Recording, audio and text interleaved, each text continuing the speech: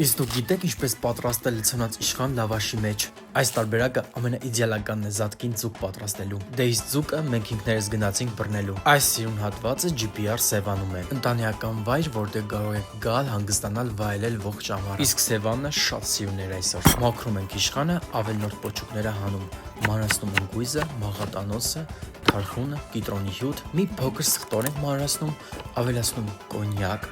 ձիթայուղ, իսկ համունքներից համեմի սերմ, սեպպղպեղ, կարմիր պղպեղ եւ աղ։ Խճողակը պատրաստ է, ձուկը պատում ենք աղով, գեղեցիկ կտրվածք ենք տալիս, ձիթայուղին ավելացնում ենք կարմիր պղպեղ եւ պատում ձուկը ամբողջությամբ։ Լցոնում ենք իշխանը խճողակով, վերցնում ենք մեկ ամբողջական լավաշ եւ ձուկը փաթաթում։ Վերջում պատում թթվասերը կարմիր պղպեղով եւ ուղարկում ջեռոց 200 աստիճանի տակ թխվելու 30-ից 40 րոպե։ Հայ դեպ GPR Սևանում կա երեխաների համար հատուկ հատված, մեծերի լողավազան, սաունա, ջրային ատրակցիոններ եւ իհարկե համեղ խոհանոց։ Մի խոսքով լավագույն հանգստի համար ամեն ինչ մեկ վայրում։ Կիսում ենք հոլովակով եւ պատրաստում։